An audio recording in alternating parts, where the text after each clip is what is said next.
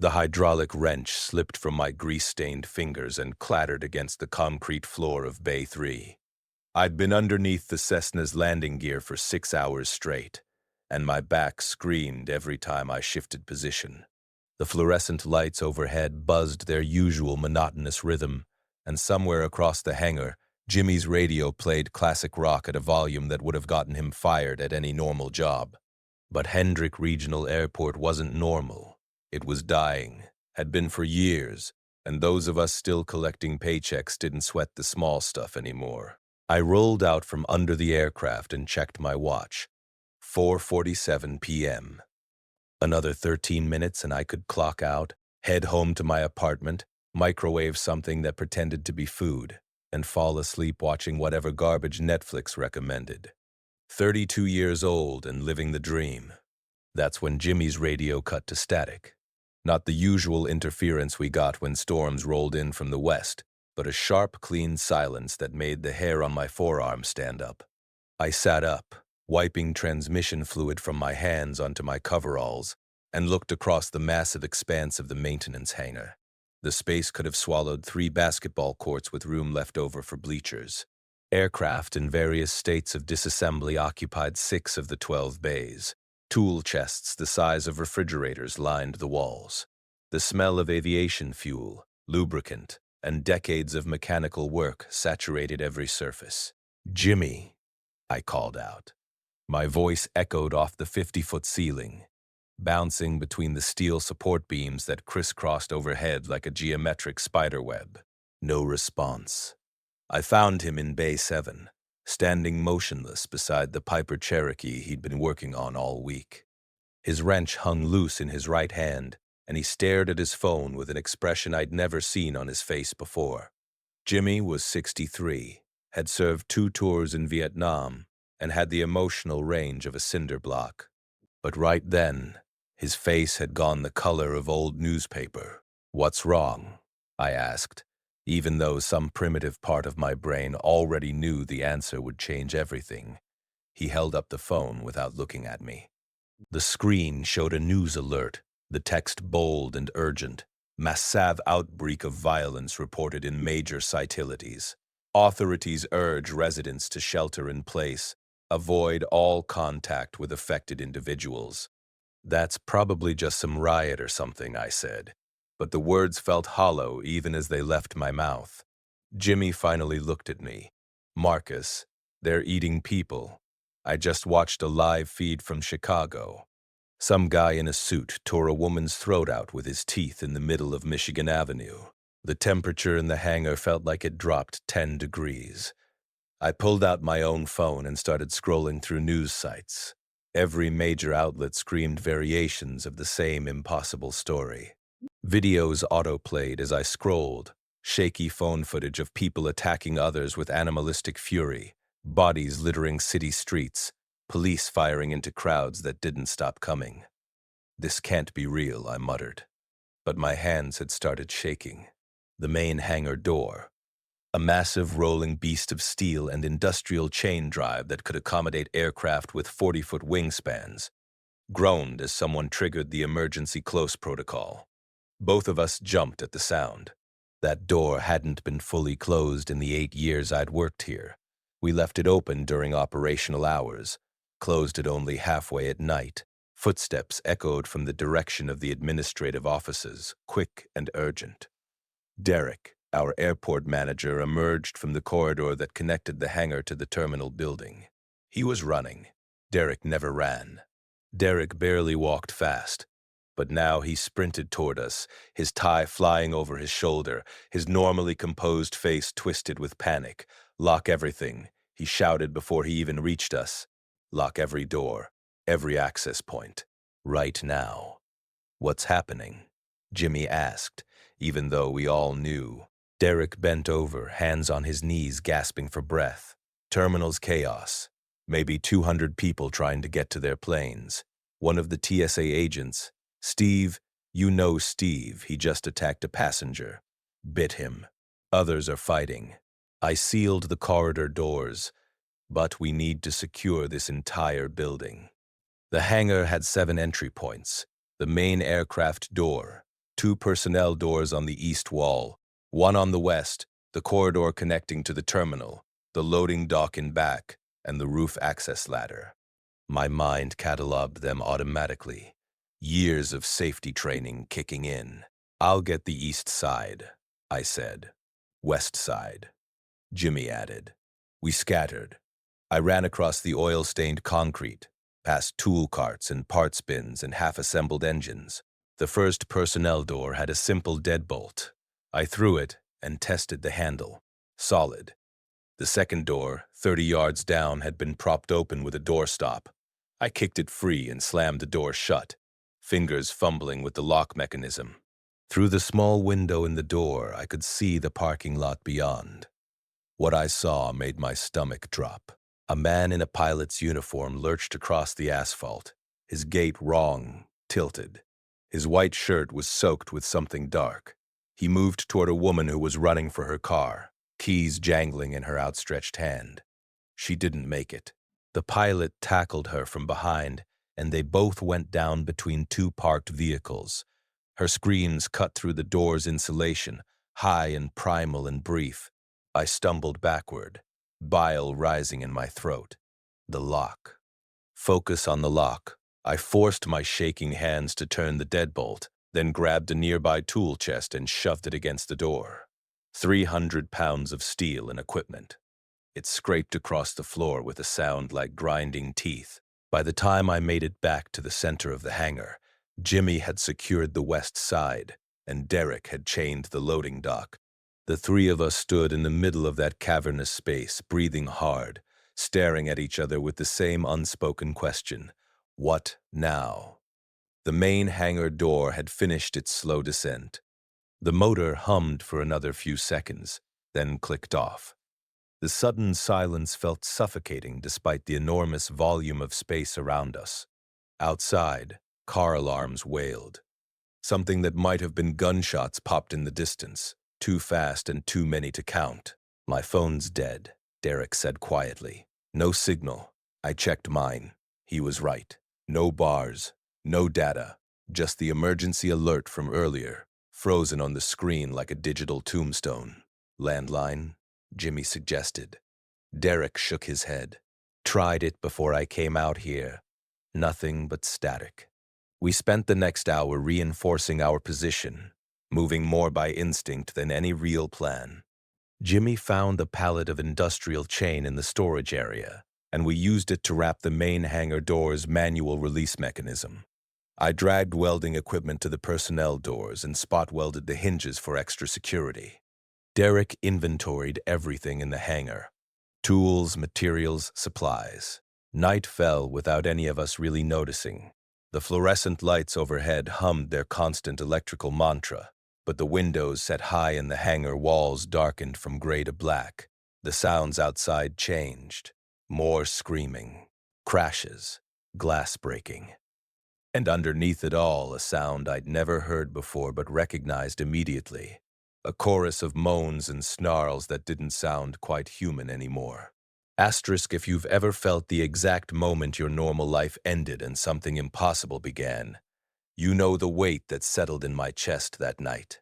What happened next would test everything I thought I knew about survival, leadership, and what it means to protect people when the whole world goes to hell. Hit that like button and subscribe because this story gets darker before it gets better. Around midnight, someone pounded on the west personnel door. The sound jolted all 3 of us. We'd been sitting on the floor near Bay 5, backs against a parts bin, not really talking, just existing in our shared shock. The pounding came again, desperate and rhythmic. "Help, please." "I know you're in there." A man's voice, hoarse and terrified. The 3 of us looked at each other. Derek's face said don't. Jimmy's face said maybe. Mine probably said I don't know. "Please, they're coming." I stood up before I could think better of it. Jimmy grabbed my arm. "Could be one of them. Could be someone who needs help," I countered. "Could be both," Derek added unhelpfully. The pounding continued. I grabbed a flashlight from a nearby workstation and made my way to the door. Through the small window, I could see a figure outside, illuminated by the parking lot lights that somehow still worked. A man in his 40s, wearing business casual, khakis and a polo shirt soaked with sweat. His face was intact, his eyes clear and human. Behind him, shapes moved in the darkness. "How many are with you?" I shouted through the door. "Just me. Please, they're right behind me." I looked back at Jimmy and Derek. They'd followed me over. The weight of the decision felt like concrete in my gut. Let him in and maybe doom us all. Leave him out there and definitely doom him. "Step back from the door," I ordered. "When I open it, you come through fast and we seal it immediately. Understand?" "Yes. God, yes, thank you." I unbolted the lock. Jimmy positioned himself to slam the door shut. Derek stood back with a torque wrench raised like a weapon just in case. My hand wrapped around the door handle. I counted down in my head. 3, 2, 1. I yanked the door open. The man practically fell through the gap, and Jimmy slammed it shut behind him with a metallic bang that echoed through the hangar. Something hit the other side of the door a second later. Multiple somethings. Fists or bodies, hammering against the steel with mindless persistence. The man collapsed on the floor, gasping. Up close, I could see he wasn't injured, just exhausted. His name was Trevor, and he worked in air traffic control. He'd been in the tower when everything went crazy, had watched from above as the outbreak spread through the terminal like wildfire. He'd made it down the emergency stairs and across the tarmac, running blind, until he'd seen our lights. "How bad is it in the terminal?" Derek asked. Trevor's laugh had no humor in it. "The terminal's gone, man. Everyone in there is either dead or one of those things." I saw Collins. You know Collins from security. I watched him tear apart one of the ticket agents with his bare hands.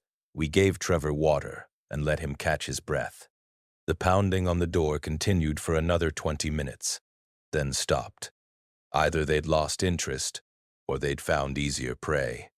Neither option made me feel better. 4 became 5 the next morning. The sun rose on a world that looked the same through our high windows, but felt fundamentally different. Carl showed up around dawn, another mechanic who'd been off shift when everything happened. He'd holed up in his truck in the long-term parking lot all night, watching the chaos through his windshield, until he'd made a desperate run for the hangar at first light. We let him in through the same door, same procedure. Carl brought news. The entire city was overrun. He'd been listening to emergency broadcasts on his truck radio before the stations went silent around 3 a.m. The military had tried to establish quarantine zones. Those zones had failed. The government was gone, or at least not communicating anymore. This wasn't a local crisis.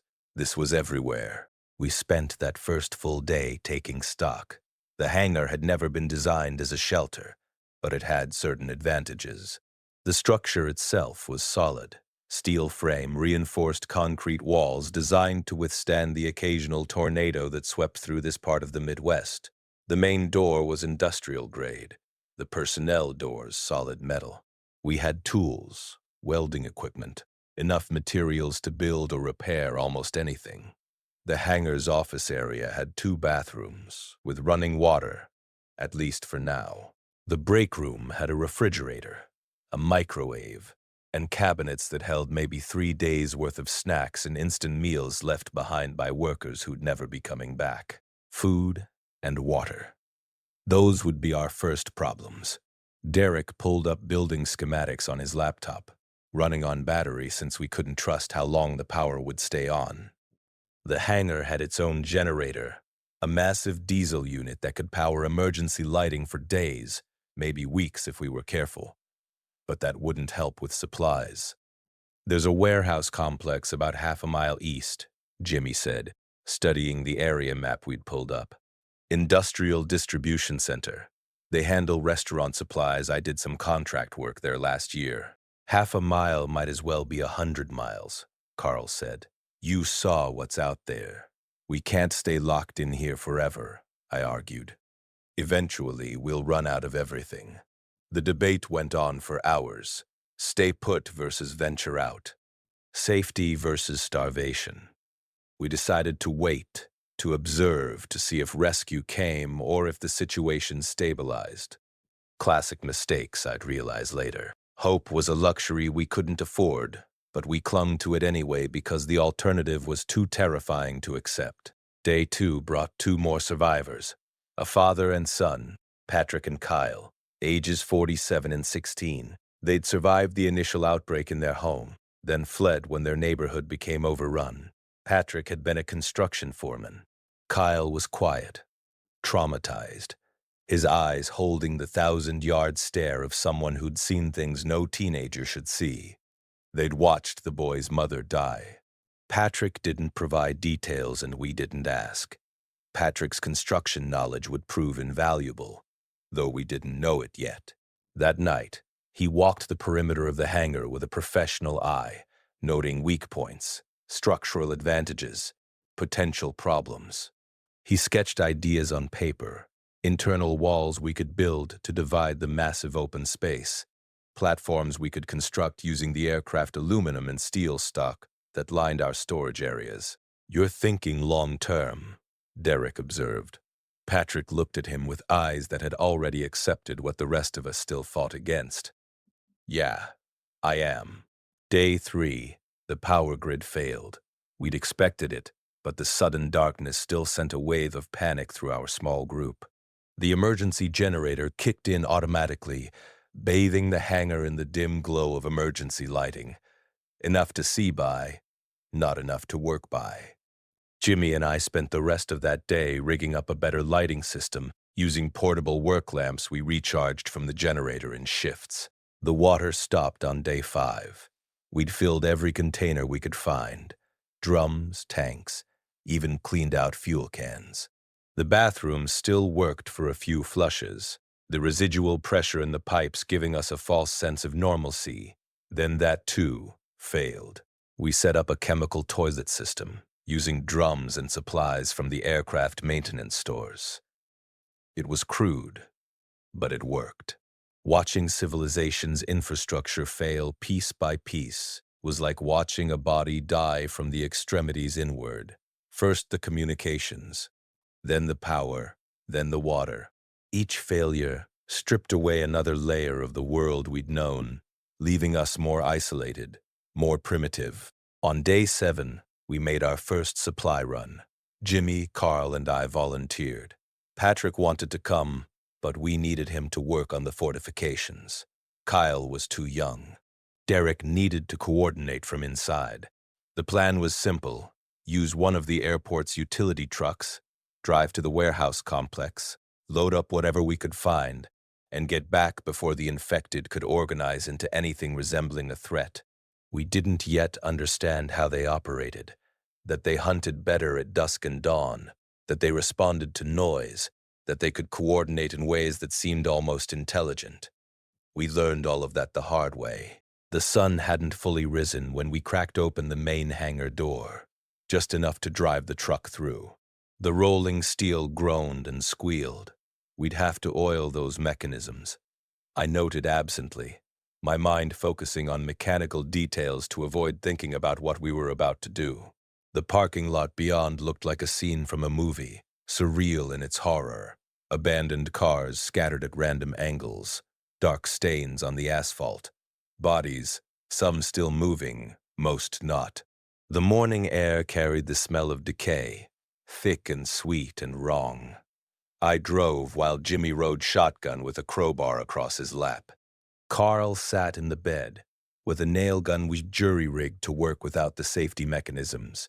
Not much of a weapon, but better than nothing.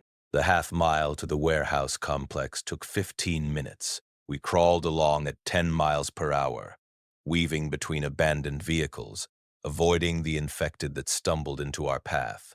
Most of them moved slowly, their bodies ravaged by whatever virus or bacteria or biological nightmare had created them. But some moved faster, their flesh less decayed, their infection more recent. Those were the dangerous ones. The warehouse complex was a cluster of 3 large buildings surrounded by a chain-link fence. The fence had been breached in multiple places, the chain link torn and bent. We pulled up to the loading dock of the building Jimmy had identified. The roll-up doors were closed, but a personnel door stood ajar. "Could be clear inside," Jimmy said, not sounding like he believed it. "Could be full of those things," I countered. Only one way to find out. We'd brought flashlights, tools, and a first aid kit that felt woefully inadequate. Carl climbed down from the truck bed, his nail gun at the ready. We approached the door in a triangle formation, me in front with a pipe wrench, Jimmy to my left with his crowbar, Carl hanging back as our ranged support. The door opened onto a concrete corridor lined with plastic strip curtains. Beyond that, darkness. I clicked on my flashlight, the beam cutting through the gloom like a spotlight. The corridor opened into a massive storage area, racks stretching up to a 30-foot ceiling, pallets loaded with boxes and crates and industrial-sized containers, and bodies. Lots of bodies. Most of them weren't moving. Whatever had happened here had happened days ago, and the infected had either moved on or died from injuries. We swept through systematically, checking corners, verifying that nothing was going to jump out and tear our throats open. The haul was better than we'd hoped. Restaurant supply warehouse meant food in bulk, 50-pound bags of rice and flour, industrial cans of vegetables, dried goods, cooking oil in 5-gallon containers. We loaded the truck bed until the suspension groaned. Water was harder. We found cases of bottled water, but they wouldn't last long for 7 people. Jimmy suggested we grab the industrial water filters he'd spotted in the maintenance section. We could filter rainwater or water from the retention ponds on the airport property. We were loading the last pallet when Carl hissed, "We've got company." They came from the direction we'd entered, a group of 15 or 20 infected, drawn by the noise we'd been making. In the confined space of the warehouse, they looked more threatening than they had in the open air. Shapes moving between racks, knocking over boxes, their collective moaning echoing off the metal shelving units. "Truck. Now," I ordered. We ran. No shame in it, no hesitation. The loading dock door had a ramp, and we'd left the truck at the bottom. I hit the driver's seat as Jimmy dove in beside me. Carl jumped in the back, right on top of our supplies. The infected poured out of the warehouse behind us, faster than they should have been able to move. I gunned the engine. The truck lurched forward, heavy with cargo. An infected man in a security uniform reached the driver's side door, his hands slapping against the window, leaving smears of rotten filth. I jerked the wheel, and he fell away, disappearing under the front tire with a sickening crunch. We didn't slow down until we were back at the hangar. The others had been waiting for us, and they rolled open the main door just enough for us to drive through, then sealed it behind us immediately. My hands shook as I killed the engine. The 3 of us sat there for a moment, not talking, processing the fact that we were still alive. "Good haul," Derek said finally, looking at the supplies in the truck bed. I laughed and it came out slightly hysterical. "Yeah, good haul." With careful rationing, we had maybe 6 weeks of food. The water would last 2 weeks if we supplemented it with filtered water. Not great, but better than we'd had that morning. Patrick had been busy while we were gone. He'd used aircraft aluminum sheeting to construct a basic wall dividing one corner of the hangar from the main space. It wasn't much, 10 feet by 10 feet, but it created a private area, a sleeping quarter. The first step toward making this place livable, rather than just survivable. "We're really doing this," I said to no one in particular. "We're really staying here. You got somewhere better to be?" Jimmy asked. I didn't answer, because there was no answer to give. Home was gone. The world we'd known was gone. All we had was this hangar, each other, and whatever we could build from the bones of everything that had died. Over the next 3 weeks, our population grew. Survivors trickled in, alone or in small groups, drawn by the airport's security fence and the presence of a large, defensible structure. We developed a screening protocol. Derek would communicate through the intercom system with anyone who approached, asking questions, looking for signs of infection. If they seemed clear, we'd bring them in through a decontamination process we'd set up in the corridor. Strip down, inspect for bites, wash with soap and water we couldn't really spare but had to use anyway. Then quarantine in a separate area for 24 hours to watch for symptoms. Most people passed. 2 didn't. The first was a woman who'd been bitten but hid it, hoping to make it inside and get help. The infection manifested while she was in quarantine, and we heard her screams turn into those horrible moans. We'd sealed the quarantine room from outside, so containment wasn't an issue, but the sound of her transformation haunted us for days. Eventually, the sounds stopped. We never opened that room again, just sealed it with welding and marked it with red paint as a warning. By day 30, we had 23 people. The hangar had become a small community, divided into sections by the walls Patrick and his growing construction team had built. We'd designated areas for sleeping, storage, food preparation, medical, though our medical supplies were desperately limited, and even a communal area where people could gather without feeling like they were sleeping on top of each other. Marcus became the de facto leader, though I never asked for the position. It happened naturally because I'd been there from the beginning, because I knew the building, because I was willing to make the hard decisions nobody else wanted to make. Derek helped with logistics. Jimmy handled security and maintenance. Patrick led construction. Others found their roles: cooking, cleaning, watch duty, supply runs. We established rules. Everyone contributed. No hoarding. No violence against other survivors. Supplies were distributed based on need, not seniority. We voted on major decisions. It was crude democracy, born from necessity. But it worked. The supply runs became more organized. We mapped the surrounding area, identifying targets, warehouses, stores, even residential areas where we could scavenge canned goods from pantries. We learned the patterns of the infected, how they moved, where they congregated. We found that most of them didn't venture out in the brightest part of the day, preferring shade or interior spaces. We used those patterns, planned our runs for midday, moved fast and quiet. Not every run went smoothly. On day 37, we lost our first person. Daniel, a guy in his 30s who'd been with us for 2 weeks, took a nail from a collapsed shelf through his calf during a warehouse raid. The wound wasn't immediately life-threatening, but we had no antibiotics, no real way to treat the infection that inevitably set in.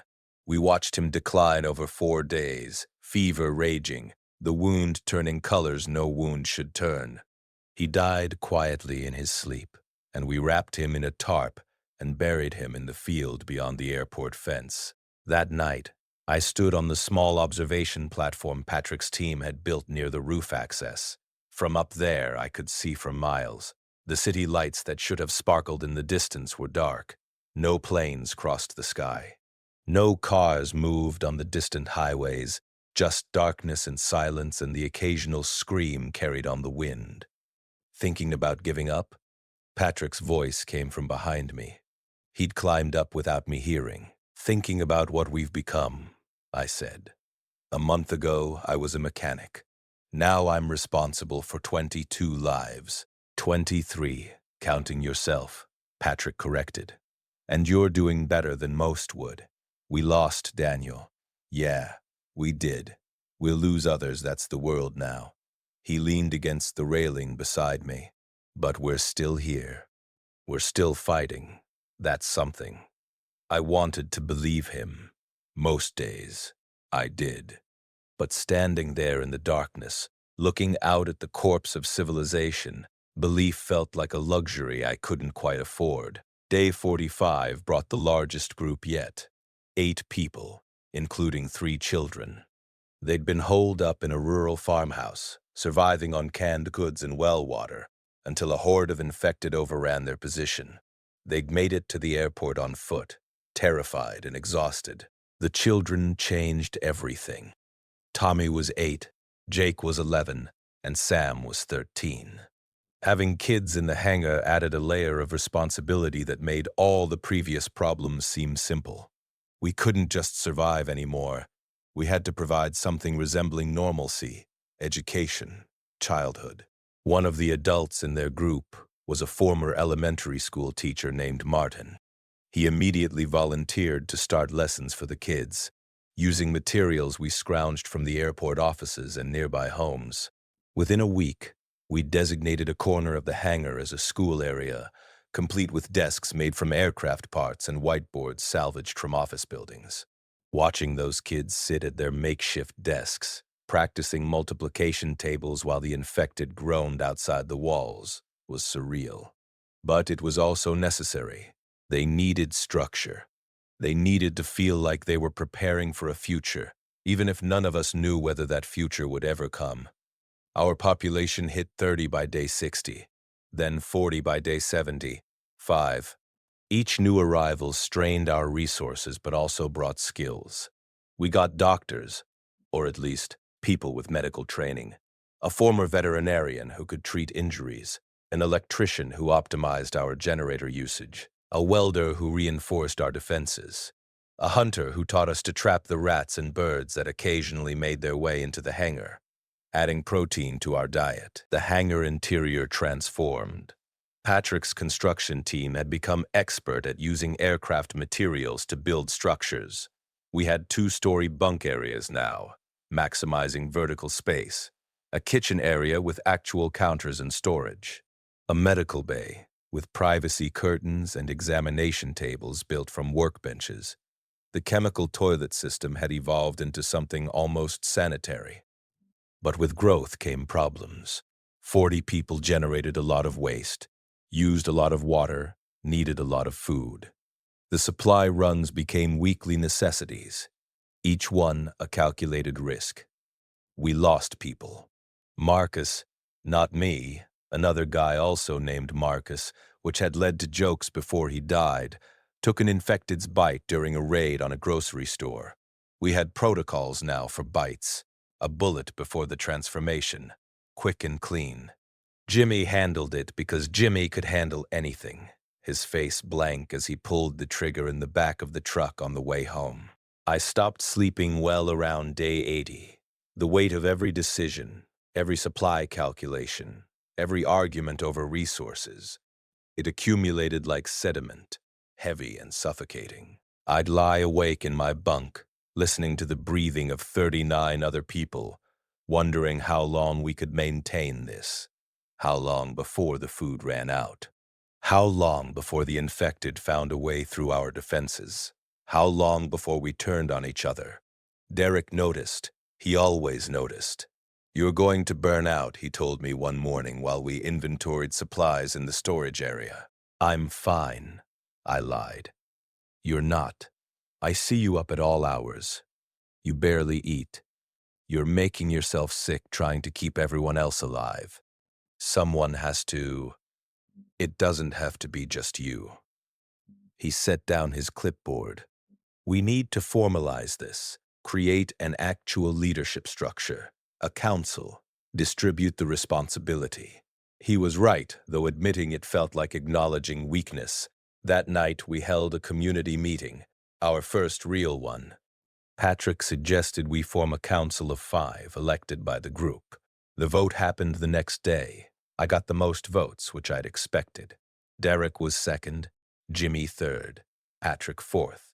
The 5th spot went to a woman named Elizabeth, a former nurse who'd become our de facto medical director. The council met every 3 days to discuss major decisions. It helped. Not completely. I still carried the bulk of the stress. But spreading the leadership meant spreading the sleepless nights, the impossible choices, the weight of survival. We were 50 people by day 90. The hangar was nearly full. We'd built upward as much as possible, but we were running out of space. Patrick proposed an expansion, using materials to build an enclosed addition onto the hangar's exterior, essentially creating a second building connected to the first. It would require cutting through one of the exterior walls, which would temporarily compromise our security. The council debated for hours. In the end, we voted to do it. We needed the space. We needed to grow or we'd stagnate and die. The construction took 3 weeks, working primarily during daylight hours with armed guards posted at every angle. We built the addition against the east wall, a structure roughly 30 feet by 40 feet with aluminum walls and a reinforced roof. It doubled as a workshop and additional sleeping area. The night we sealed the new building and secured all the connections, I allowed myself a moment of pride. We'd done something remarkable, 50 people working together, expanding our territory in a world controlled by death. Then the first serious illness hit. Day 112, a stomach virus swept through the community. We never figured out the source. Contaminated water, spoiled food, just bad luck. Within 48 hours, 15 people were sick. Vomiting, diarrhea, fever. In a place where water was precious and sanitation was marginal, it spread like wildfire. Elizabeth and her medical team worked around the clock. We quarantined the sick in the new addition, trying to contain the spread. Jimmy and I focused on sanitation, bleaching every surface, boiling water, disposing of waste. For 5 days, the hangar felt like a plague ward. We lost one person, an elderly man whose immune system couldn't handle the strain. The virus burned itself out eventually, as viruses do. But it left our population weakened and our supplies depleted. We'd used precious clean water for sanitation. We'd burned through medical supplies treating symptoms. And we'd learned a harsh lesson about the vulnerability of close-quarter living. The council met in the wake of the illness and established new protocols. Better sanitation, individual supply kits, regular health check-ins. We couldn't prevent every disease, but we could minimize the risk. By day 120, we'd recovered. Our population had grown to 55, and the rhythm of hangar life had become routine. Morning watch, breakfast prepared by the kitchen team, school for the children. We had 8 kids now, ranging from age 5 to 15, work assignments, lunch, afternoon projects, dinner, evening gatherings where people told stories or played games with homemade cards and dice, night watch, sleep, repeat. It felt almost normal, almost like society. We celebrated birthdays with whatever treats we could scrounge. We held memorials for those we'd lost. We even had a wedding when 2 of our survivors decided that the end of the world was no reason to postpone happiness. Jimmy officiated, reading from a salvaged book of poetry, since none of us could stomach the irony of anything religious. But normal was an illusion. Every supply run reminded us. Every scream from beyond the walls reminded us. Every night, I climbed to the observation platform and looked out at the dead world reminded us. The infected hadn't disappeared.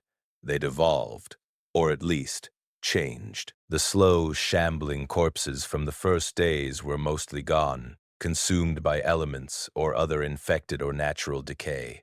What remained were the recent infections, the ones still capable of coordination, still dangerous. They gathered in hordes now, sometimes hundreds strong, moving through the landscape like a mindless army. We'd had 2 close calls with hordes. Once, a group of maybe 70 infected had wandered onto the airport property, drawn by who knows what. We'd sealed everything, gone dark and quiet, and waited them out for 6 terrifying hours. They'd eventually moved on, but the experience had rattled everyone. The second time, we weren't so lucky. Day 137 changed everything. The supply run should have been routine. 6 of us in 2 vehicles targeting a pharmacy 3 miles north that we'd scouted the week before. The building had looked clear, the area relatively quiet. We'd planned a quick in and out, grab antibiotics, pain relievers, basic medical supplies that Elizabeth desperately needed, then return before noon. I led the team with Jimmy riding beside me in the lead truck. Carl and 2 newer members, Aaron and Vincent, followed in a second vehicle we'd armored with sheet metal welded to the doors and windows. The morning air was crisp, autumn settling into the Midwest with the kind of cold that promised an early winter. We'd have to think about heating soon, Another problem to add to the endless list. The pharmacy sat in a strip mall that had seen better days even before the world ended. Shattered windows, overturned shopping carts, the detritus of panic and death scattered across cracked asphalt, but no infected visible. We parked both vehicles with engines running, ready for quick escape. The pharmacy's front entrance had been smashed open, glass crunching under our boots as we entered. Inside, the shelves were chaos, ransacked, but not completely empty. People in the first days of the outbreak had gone for food and water. They'd overlooked the gold mine of medical supplies. We worked systematically, filling backpacks with everything Elizabeth had listed: antibiotics, antiseptics, bandages, painkillers, insulin. We had a diabetic in the community who'd been rationing his supply to dangerous levels. The pharmacy's back room held even more: industrial quantities of supplies meant for hospitals that would never receive them. "We hit the jackpot," Aaron said, his backpack bulging. "That's when we heard the vehicles. Not the moans of infected, not the shuffle of dead feet. Actual engines. Multiple engines growing louder." Through the pharmacy's broken windows, I watched as a convoy rolled into the strip mall parking lot. 5 trucks, modified with armor and weapons, survivors visible in the truck beds. Living people. Organized living people. The first we'd encountered since the outbreak. Jimmy and I exchanged glances.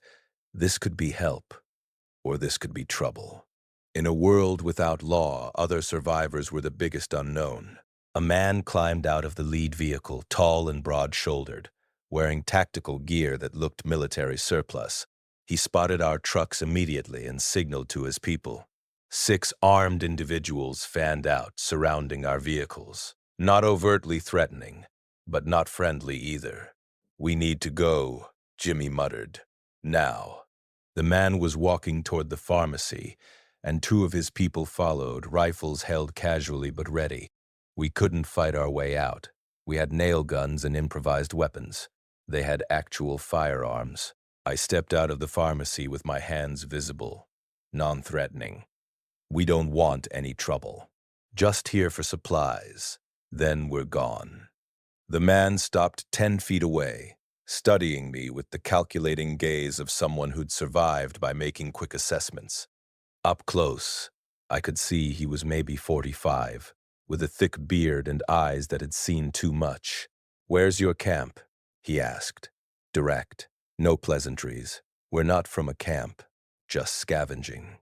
He smiled, but it didn't reach his eyes. "That's a lie. Your trucks are too well maintained. Your people look too healthy. You've got a base somewhere close." My mind raced through options. Lying hadn't worked. Fighting was suicide. Running would lead them straight back to the hangar. We have a small place. Nothing much. Just trying to survive like everyone else. "How many people?" The question hung in the air like a blade. Tell him the truth and potentially put everyone in danger. Lie and get caught making things worse. I settled on a compromise. Enough. "Why?" "Because we're building something," he said. "A real community. Fortified. Organized.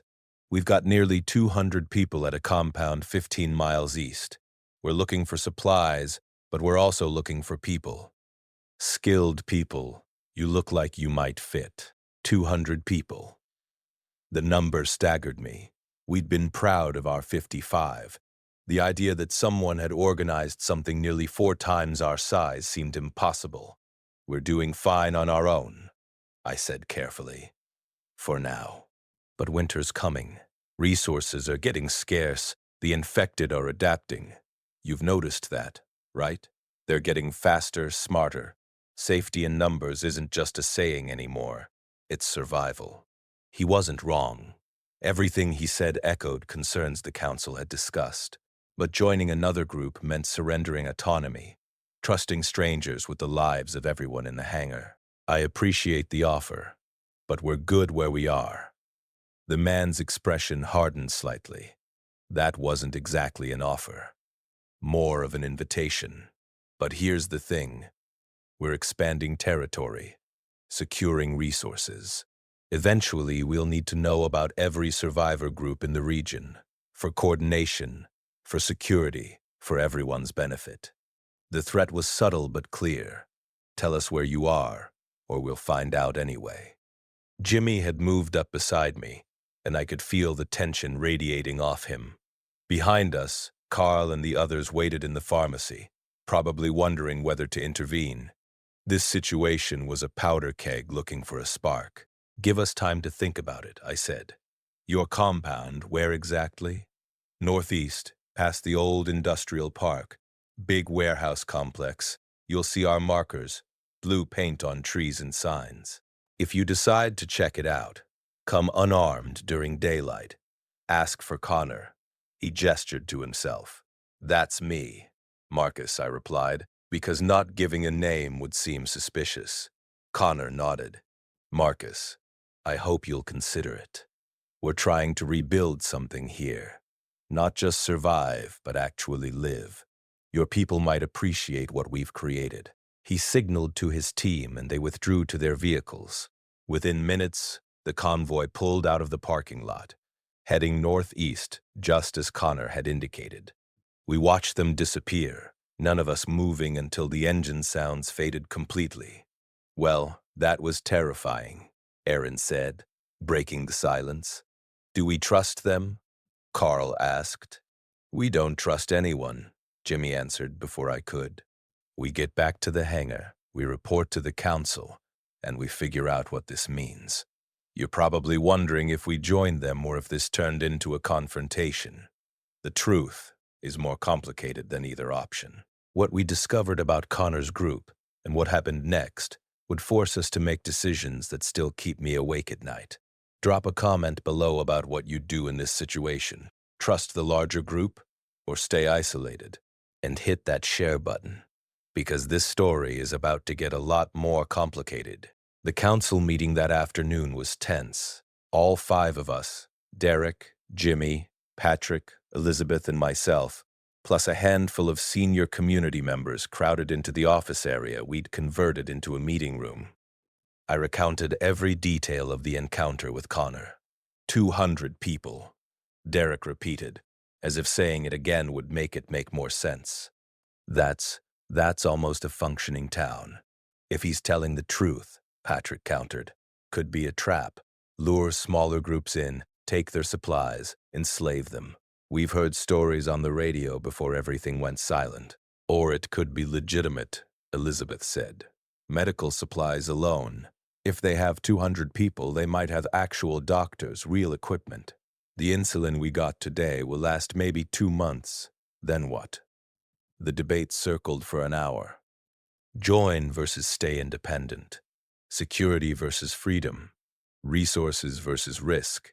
Every argument had merit, every choice had consequences. Finally, I held up a hand for quiet. We're not making any immediate decisions. First, we scout them. Jimmy, Carl, and I will do a recon tomorrow. We observe from a distance, see if Connor's compound is real. Then, we reassess. And if they spot you scouting? Derek asked. Then we improvise. The recon mission the next day was part stealth operation, part desperate gamble. We left before dawn, taking the armored truck and a route that circled wide around the industrial park Connor had mentioned. The blue paint markers were real. We spotted them about 5 miles from the hangar, crude symbols painted on trees and stop signs, an arrow pointing northeast. Following the trail felt like walking into a trap, but we had to know.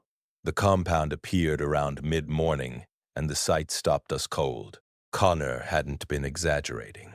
The compound occupied an entire warehouse complex, maybe 20 acres surrounded by a chain-link fence that had been reinforced with corrugated metal sheets, wooden pallets, and anything else that could create a barrier. Guard towers, actual towers, built from scaffolding and lumber, stood at each corner, manned by people with rifles. The main building was massive, easily 3 times the size of our hangar. We watched from a tree line half a mile away, using binoculars salvaged from the airport's lost and found. People moved around inside the compound, visible through the gates when they opened to let a supply truck pass. Women and men, children playing in a designated area, laundry hanging on lines, smoke rising from what looked like cooking fires. "It's real," Carl whispered, his voice carrying equal parts awe and fear. "It's organized," Jimmy added. "Military-level organized." He was right. The guards ran patrols on a schedule. The supply truck that entered went through a decontamination process at a staging area. Everything moved with precision, with purpose. This wasn't a group of survivors cobbling together an existence. This was a society reforming. "What are they eating?" I wondered aloud. 200 people. Where are they getting food? Carl scanned with the binoculars. "There, back area. Looks like, are those greenhouses?" I took the binoculars. He was right. 3 long greenhouse structures, the kind commercial farms used. They'd set up agriculture. Actual farming. We were still relying on scavenged supplies and the occasional trapped rat. We watched for 3 hours, documenting everything. Guard rotations, supply runs. They sent out multiple teams. The layout of the compound. The number of people we could see. Everything pointed to Connor telling the truth. This was a legitimate settlement. The question was whether that made them allies or rivals. We returned to the hangar and reported everything to the council. That night, we held another community meeting, this time including everyone. Democracy in the apocalypse. I laid out what we'd seen, then opened the floor to discussion. The community split almost immediately. One faction saw the compound as an opportunity. More security, more resources, medical care, a real chance to rebuild. The other faction saw danger losing our autonomy, becoming subsumed into something we couldn't control. Potential exploitation. "We built this place," Patrick argued. "We survived on our own. Why would we give that up to strangers?" "Because 55 people aren't enough," Elizabeth countered. "We almost lost multiple people to that virus. A real medical facility might have saved them. And winter's coming. Do we have enough fuel for the generator? Enough warm clothes? Enough food?" She wasn't wrong. Our supplies were adequate for now, but barely. We'd already had discussions about stricter rationing, about limiting generator usage to essential hours, about assigning people to spend winter days scrounging for firewood and blankets. "What if we propose an alliance instead of joining?" Derek suggested. "Independent communities that trade, share information, provide backup. We keep our autonomy but gain the benefits of cooperation." It was a compromise, which meant nobody loved it, but everyone could live with it. The vote was close. 32 in favor of reaching out with Derek's proposal, 23 against doing anything. The 8 children didn't vote. I volunteered to be the emissary. The next morning, I drove to Connor's compound alone and unarmed, as he'd specified. The guards at the gate questioned me, then radioed ahead. 10 minutes later, Connor appeared. "Marcus, I hoped you'd come." He gave me a tour of the compound, and with each section we passed through, my mixed feelings intensified. They had everything we didn't. A functional medical clinic with actual equipment. A kitchen that could feed hundreds. Sleeping quarters that were more like dormitories than refugee camps. The greenhouses Carl had spotted. A workshop area that would make Patrick weep with envy. But they also had structure that felt almost military. Guards everywhere. Strict schedules posted on boards. Assignment rosters. A command hierarchy that was clearly defined. "You've built something impressive," I admitted as we sat in Connor's office. An actual office with desks and chairs and filing cabinets. "We've built something necessary," he corrected. "The infected aren't going away. If anything, they're getting more dangerous. Small, isolated groups won't survive long term. We need to think bigger." "That's actually why I'm here. We're not interested in joining, but we'd like to propose a partnership. Trade, information sharing, mutual defense, 2 independent communities working together." Connor leaned back in his chair, studying me. I appreciate the diplomatic approach, but here's the reality. Maintaining multiple small outposts is inefficient. It spreads resources thin, creates security vulnerabilities, reduces our overall strength. What we're building here is meant to be the foundation of something larger, a new civilization. That sounds ambitious. It's necessary. Look, I get it. You've built your place. You're proud of what you've accomplished. You don't want to lose that. But winter's going to be brutal. Resources are going to get scarcer. Eventually, every small group is going to face a choice: consolidate or collapse. And if we choose independence, then you do. I'm not going to force anyone, but the offer stands. Join us, contribute to what we're building, and benefit from what we've already established. Or stay where you are and hope you can survive whatever comes next. I left the compound with more questions than answers. Connor was right about almost everything. Winter would be harsh, resources were finite, isolation was dangerous. But something about the compound felt off. Too organized, too controlled. The people I'd seen looked healthy and fed, but also compliant. Nobody questioned the guards. Nobody stepped out of line. It felt less like a community and more like a benevolent dictatorship. The council debated my report for hours. Patrick and Jimmy sided with staying independent. They didn't trust Connor's motives. Derek and Elizabeth leaned toward accepting the offer. They prioritized survival over autonomy. I was split down the middle, seeing valid points on both sides. We table it, I finally decided. We tell Connor we need more time. Meanwhile, we prepare for winter on our own. If we can make it through, we prove we don't need them.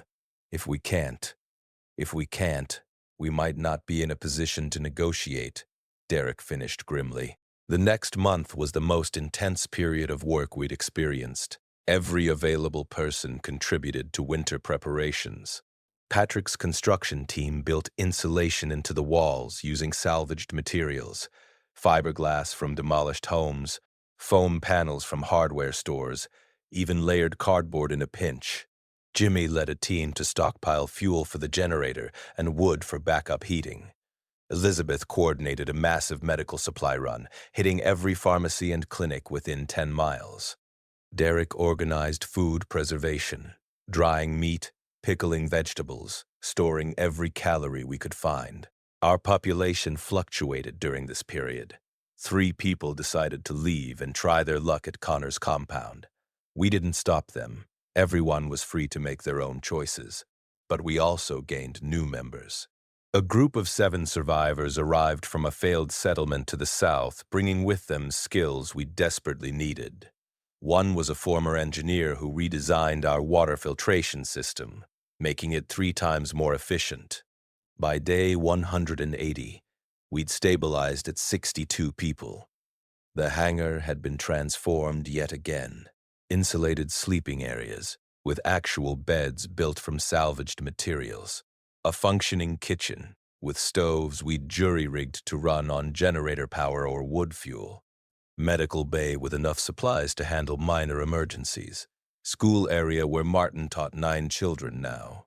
We'd gained 1 more, a 7-year-old whose parents had died but who'd been rescued by one of our supply teams. The first snow fell on day 193. I stood on the observation platform watching white flakes drift down onto the abandoned aircraft scattered across the tarmac. The world looked peaceful under snow, the decay and death hidden under a white blanket. It was an illusion, but a comforting one. Pretty, isn't it? Patrick joined me, his breath misting in the cold air. Deadly, I corrected. Snow means ice, means frozen pipes, means limited mobility, means easier prey for infected means. Marcus, you're doing it again. Doing what? Catastrophizing. Seeing every problem, every threat, every way things can go wrong. He clapped a hand on my shoulder. We're going to be okay. Look at what we've built. 62 people, safe and fed, about to celebrate our first winter holiday together. I'd almost forgotten about holidays. Time had lost meaning in the rhythms of survival. But Patrick was right. The calendar said December, which meant the traditional end-of-year celebrations would be happening soon, or would have happened, in the world before. We should do something, I said. Give people something to look forward to beyond just surviving another day. The idea caught fire in the community. People started preparing, crafting decorations from scrap materials, planning a special meal using our carefully rationed supplies, organizing activities. It felt frivolous given our circumstances, but also necessary. Humanity needed more than just survival. We needed joy, celebration, connection. The gathering happened on December 25th, though the date was somewhat arbitrary. We'd lost track of exact days weeks ago and had to reconstruct the calendar by group consensus. The communal area had been decorated with aluminum foil stars and paper chains. The kitchen team prepared a feast by apocalypse standards, roasted meat from a recent hunting success, preserved vegetables, even a crude cake made from hoarded flour and sugar. Martin led the children in songs. People told stories. Jimmy produced a guitar he'd salvaged months ago and played surprisingly well. For a few hours, the hangar felt less like a survival shelter and more like a home. I stood at the edge of the celebration, watching my community, because that's what they'd become, my community. Laugh and sing, and exist as something more than scared refugees.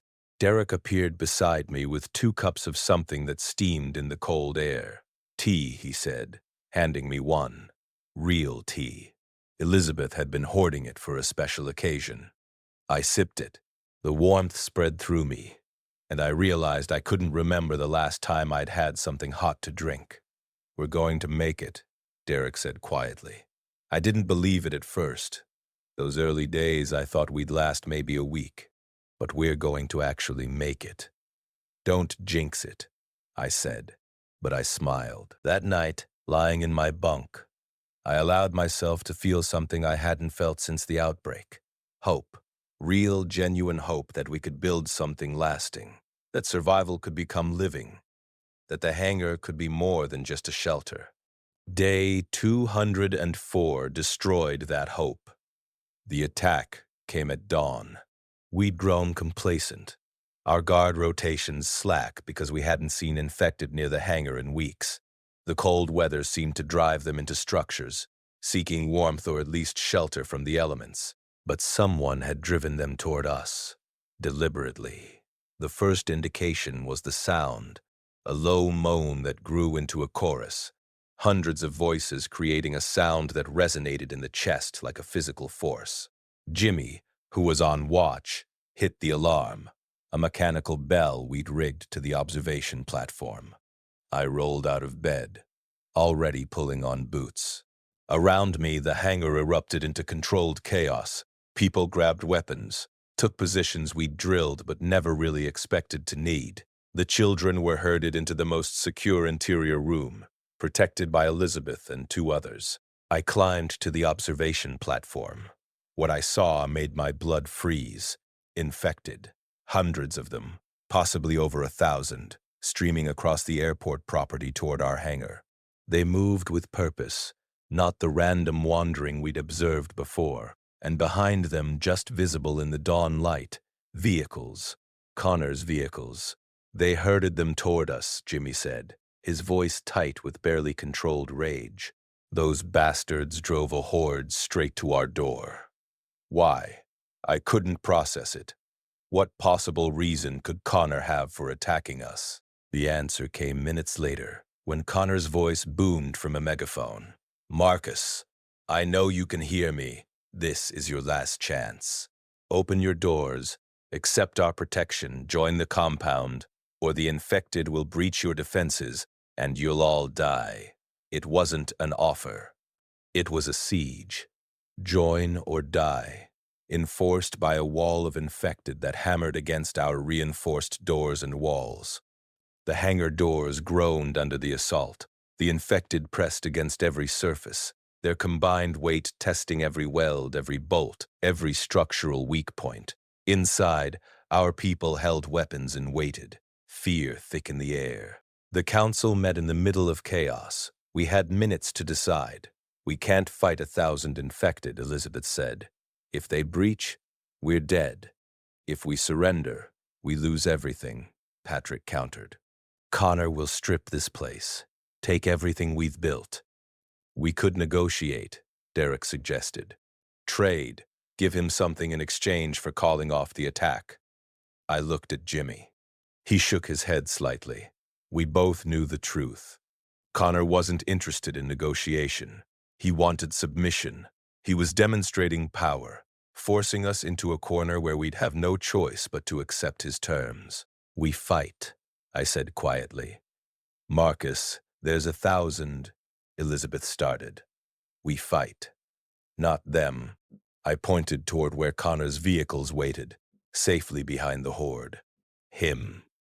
Understanding dawned on Jimmy's face. You want to go after Connor directly.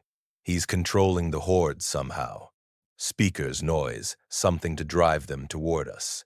We take out the source. The infected lose cohesion. That's insane, Derek said. It's the only play we have. I need to tell you what happened next, but first, if you're still watching, you understand how quickly survival situations can spiral into warfare. Everything we'd built was about to be tested in ways I never imagined. Smash that like button if you want to see how we fought back, and subscribe because the next part involves decisions that still haunt me. The plan was suicide dressed up as strategy, but it was all we had. Jimmy, Carl, Aaron, and I would take the armored truck and fight through the horde's edges, make it to Connor's position, and force him to call off the assault. Meanwhile, Patrick would reinforce the hangar doors, buying us time. We geared up in 90 seconds. Weapons, nail guns, a few actual firearms we'd collected, improvised spears made from aircraft parts, armor, thick canvas work jackets layered over motorcycle helmets we'd found. It wasn't much, but it would have to do. The loading dock door was our exit point, smaller, easier to defend than the main hangar door. Patrick positioned people to seal it the moment we drove through. 30 minutes, I told Derek. If we're not back in 30 minutes, assume we failed. Do whatever you have to do to survive. Derek grabbed my arm. Don't get heroic. Getting back alive matters more than anything else. The loading dock door rolled up. The infected beyond turned toward the sound, lurching forward. Jimmy gunned the engine, and we shot out into the chaos. The armored truck plowed through the first wave of infected bodies, bouncing off the reinforced front grille and armored sides. The sounds were horrible. Thuds and cracks and moans cut short. I focused on Connor's vehicles, visible 100 yards away across the tarmac. The infected surrounded us within seconds. The truck slowed as bodies piled around the wheels, grabbing at door handles and windows. Jimmy fought the steering wheel, the vehicle lurching and spinning. We're not going to make it, Carl shouted from the back. He was right. The horde was too dense. We'd covered maybe 40 yards and already the truck was grinding to a halt. New plan, I said. We go on foot. Leave the truck running. Doors locked. We fight our way through. Hit Connor. Get back. That's not a plan, that's suicide, Aaron protested. You have a better option? Nobody did. We grabbed our weapons. I took a deep breath, said a prayer to nobody in particular, and kicked open the door. The impact of dozens of infected pushing against the truck door nearly knocked me down. I swung the spear, a length of aluminum aircraft frame with a sharpened end, and felt it sink into rotted flesh. Jimmy appeared beside me, his crowbar rising and falling. Carl and Aaron created a small perimeter, our backs to the truck. Fighting infected up close was nothing like the movies. They didn't die cleanly. They grabbed and clawed and bit, and only destroying the brain stopped them. My spear punched through skulls, and I felt the resistance of bone and brain tissue through the metal. Beside me, Jimmy worked with mechanical efficiency, each swing of his crowbar calculated for maximum damage. We fought forward 1 bloody yard at a time. The infected pressed in from all sides, an ocean of decay and hunger. My arms burned. My lungs screamed. A hand grabbed my jacket and I spun, driving the spear into the infected woman's eye socket. She dropped, and another took her place immediately. Marcus left. Carl's warning came just as teeth snapped inches from my neck. I jerked away, stumbling. An infected man in a pilot's uniform lunged. Jimmy's crowbar caught him mid-leap, the impact sending the corpse flying. We covered 50 yards, then 60. Connor's vehicles grew closer, but so did exhaustion. My swings became slower, less accurate. An infected got inside my guard, clawing at my face. I felt nails rake across my cheek, burning lines of pain. I headbutted the thing, felt its nose crunch, used the moment to drive my spear through its temple. Almost there, Jimmy panted. Connor and his people watched from behind their vehicles. They had weapons, actual rifles, but didn't fire, just watched us struggle like this was entertainment. Fury gave me strength. We punched through the last line of infected and reached the vehicles. I grabbed Connor by his tactical vest and slammed him against his truck. "Call them off!" I screamed in his face. He smiled. Actually smiled. "Or what? You'll kill me? Then my people kill you, and the infected kill everyone in your hangar. Nobody wins. Why are you doing this? Because consolidation isn't optional anymore. Every survivor group either joins the compound or becomes a liability. I gave you a chance. You refused. Now you see what refusal costs. You're murdering 60 people because we wouldn't obey you. I'm eliminating competition for resources. This is the new world, Marcus. The strong survive. The stubborn die." My spear was at his throat before I realized I'd moved it. One thrust and he'd be dead. His people raised their rifles, aiming at me and my team. Mexican standoff in the apocalypse. "Think about it," Connor said calmly. "You kill me, my people kill you, then they have no reason to call off the horde. Everyone in your hangar dies. Or you accept reality, we call off the infected, and your people get absorbed into something larger and safer." Absorbed? You mean enslaved. I mean saved. Your choice. I stood there, spear against his throat, weighing 62 lives against pride and autonomy. Behind us, the infected continued their assault on the hangar. From this distance, I could hear the metal groaning. We didn't have much time. "If we join," I said slowly, "what happens to our people? They become part of the compound. Same rules as everyone else. Work assignments, ration shares, protection. We strip your hangar of useful materials and supplies. You relocate to the compound within 48 hours. And if we refuse, the horde stays until your doors break. Then nature takes its course." Jimmy touched my shoulder. "Marcus, whatever you decide, we're with you." Carl and Aaron, both bleeding from multiple wounds. Jimmy, his face grim but accepting. These people had trusted my leadership. The 62 people in the hangar trusted my leadership. And now I had to make the impossible choice. I lowered the spear. "Call them off." Connor nodded to one of his people. The man keyed a radio and spoke briefly. In the distance, air horns began to sound. Different tones, specific patterns. The infected responded immediately, turning away from the hangar and moving toward the noise. Within minutes, the assault on our doors stopped. "Smart choice," Connor said. "Your people will thank you when they're safe and warm in the compound."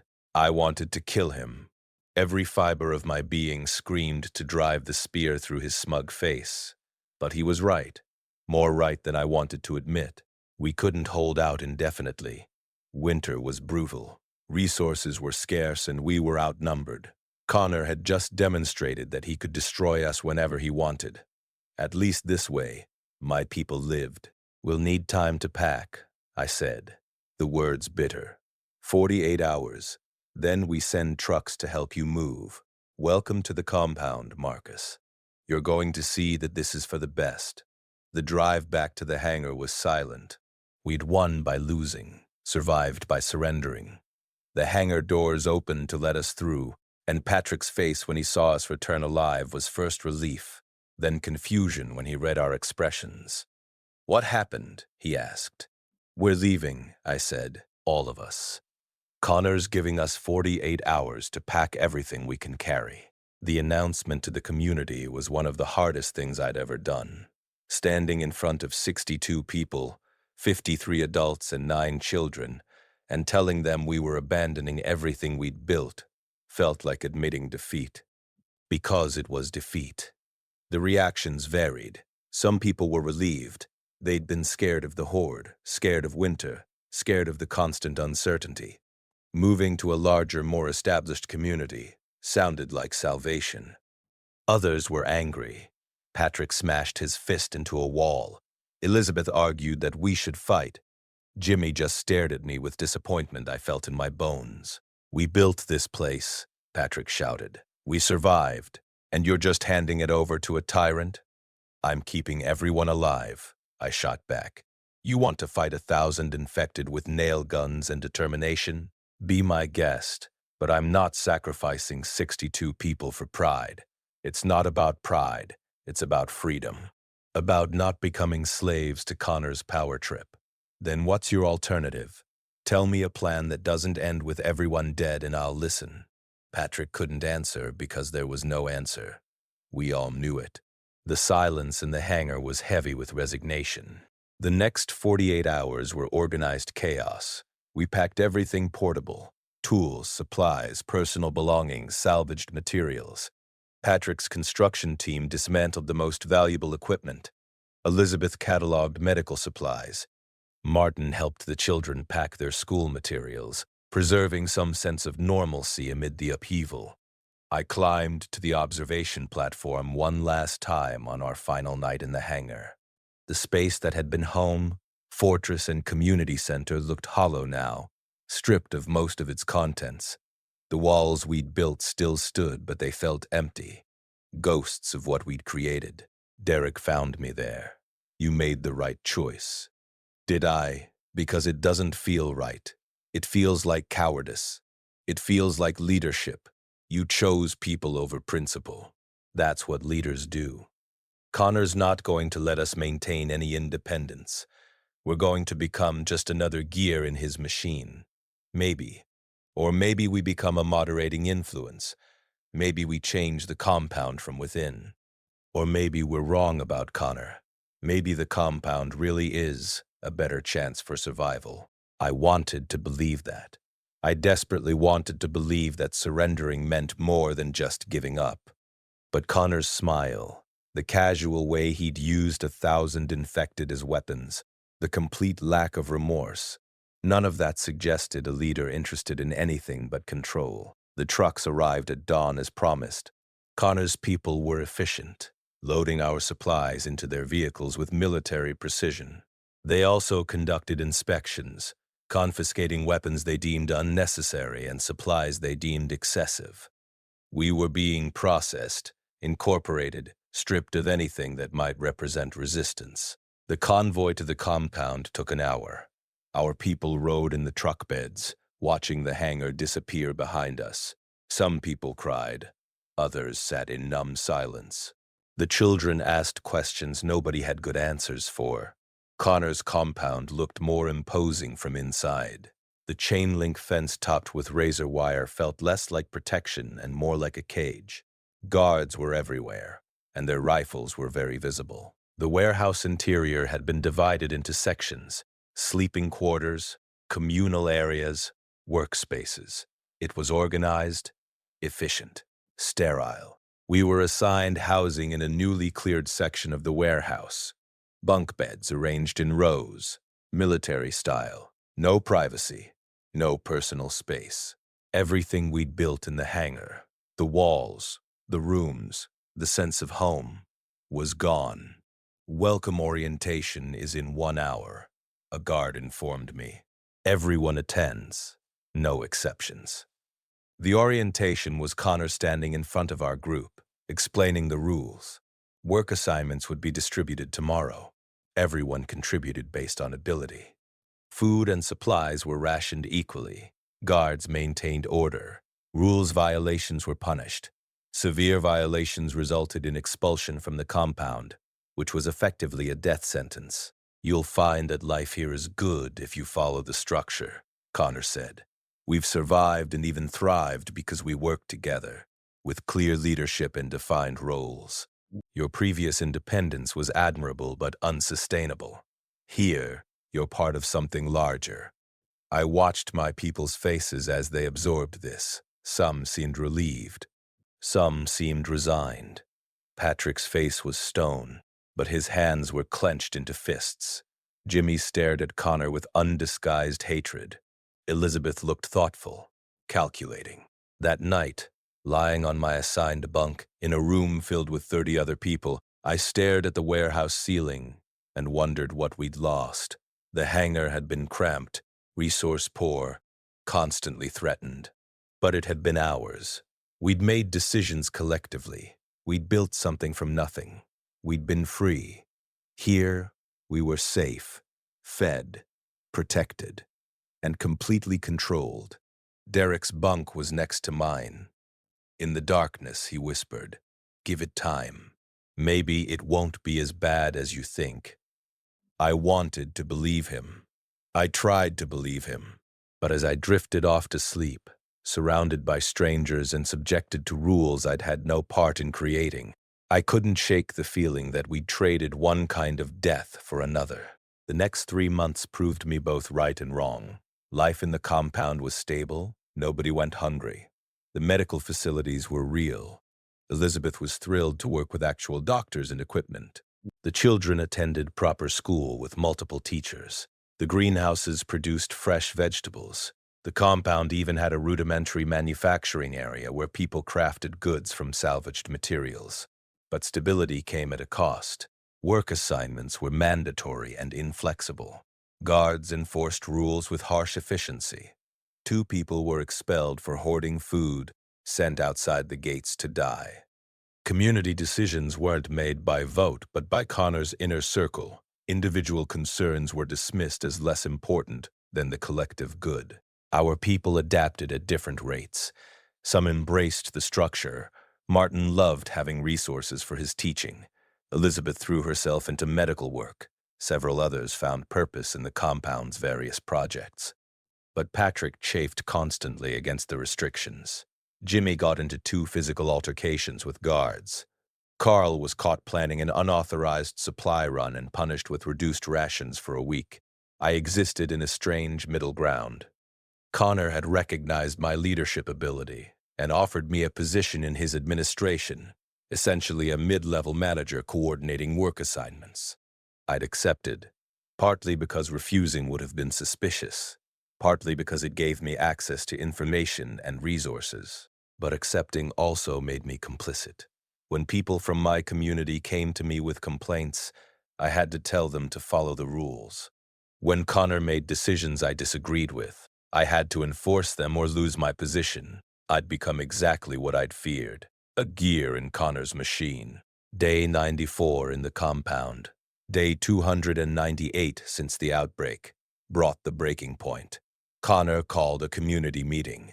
Mandatory attendance. 243 people packed into the warehouse's main gathering area. Our 62, Connor's original group, and another 100+ who'd been absorbed from various other survivor communities. "We're expanding," Connor announced. "There's another survivor group 20 miles south. About 30 people they'd been resistant to joining us, just like Marcus's group was resistant. Tomorrow, we're going to demonstrate why resistance is pointless." My blood ran cold. He was going to use the horde tactic again, drive infected toward another settlement, force them to surrender.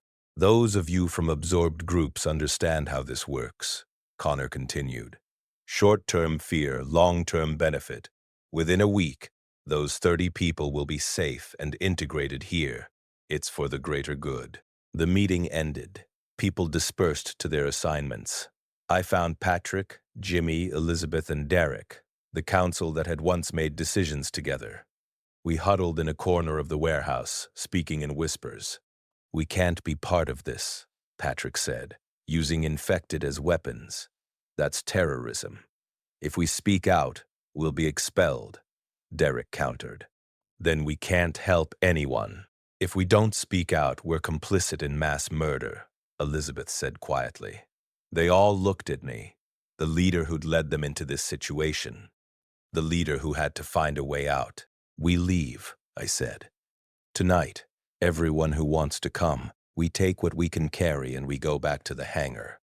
"The hangar's been stripped," Derek protested. "We'll have nothing. We'll have freedom.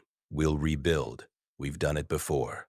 "Connor will come after us," Jimmy said.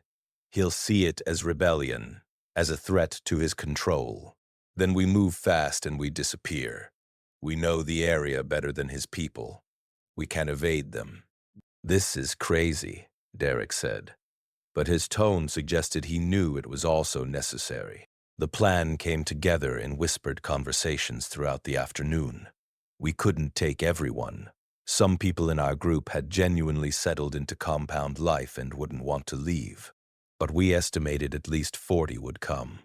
We'd leave after the compound settled down for the night, taking whatever supplies we could steal without raising immediate alarm. The risk was enormous. If caught, Connor would likely execute us as examples. Even if we escaped, we'd be fugitives, hunted by both infected and Connor's forces. The hangar might not be viable long-term without supplies, but the alternative was continuing to participate in Connor's empire of coercion, watching him use infected as weapons, becoming the monsters we'd originally fled from. That night, as the compound's lights dimmed for sleep hours, 43 people slipped out of their bunks and gathered in a predetermined staging area. We had backpacks with stolen supplies, weapons we'd hidden, and determination bordering on desperation. Patrick had scouted the fence and found a section where the guards' sightlines didn't quite overlap. We cut through the chain link with bolt cutters from the workshop, creating an exit just big enough to squeeze through one at a time. The infected roamed outside the compound, but in smaller numbers. We moved in darkness, staying low, making minimal noise. Every moan in the distance sent adrenaline spiking through my system. Every shadow might be an infected or one of Connor's patrols. The hangar was 12 miles away. We walked through the night, a column of refugees fleeing to ruins. Children were carried when they got tired. People shared the burden of supplies. Nobody complained. Dawn found us within sight of the airport. The hangar stood in the distance, battered and empty, but still standing.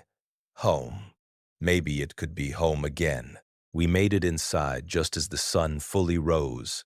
The space echoed with our footsteps, hollow and cold. Patrick's walls still stood, though they'd been stripped of anything valuable. The massive main hangar door still worked, though it needed oil. The generator had been taken, but the building itself was intact. Now what? Someone asked. I looked around at 43 faces, exhausted, scared, but also defiant. These people had chosen freedom over security, had chosen to rebuild rather than submit. "Now we start over," I said. "We've got the building. We've got each other. We've got knowledge we didn't have the first time. We make this work." And we did. The next 2 months were harder than the original build. We had fewer people and fewer supplies. Connor sent search parties, and we had to hide in the hangar's maintenance tunnels twice. Winter was brutal without the generator, so we built crude wood-burning stoves and insulated like our lives depended on it, because they did. But we also had something we'd lost at the compound: purpose and autonomy. Every decision was ours. Every structure we built belonged to us. Every supply run was risky but rewarding. We weren't gears in someone else's machine. We were builders of our own future. By day 365, 1 full year since the outbreak, we'd stabilized at 58 people. 7 of the original group had left to return to the compound, unable to handle the hardship. But we'd gained 15 new members, survivors who'd heard rumors of an independent settlement and chose freedom over Connor's security. I stood on the observation platform on that 1-year anniversary, looking out at the hangar we'd built and lost and rebuilt. The world was still dead, infected still roamed, survival was still day to day. But we were surviving on our own terms. Derek joined me, as he so often did. You know Connor won't give up. He'll see us as a threat as long as we exist outside his control. I know, but maybe that's okay. Maybe having an alternative, a place where people can choose freedom even if it's harder.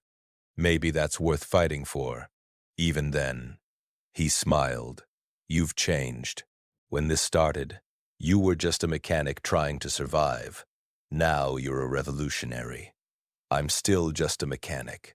But now I'm a mechanic who understands that survival without freedom isn't really living. We stood in silence, watching the sun set on our rebuilt community. The future was uncertain. Threats surrounded us. But we'd survived a year of the apocalypse, built a community from nothing, escaped tyranny, and rebuilt again. If we could do that, maybe we could survive whatever came next. Asterisk, if this story moved you, hit that subscribe button. Share it with anyone who's ever wondered what they'd do when the world ended. Would you choose security under someone else's control, or freedom with all its risks? Drop your thoughts in the comments.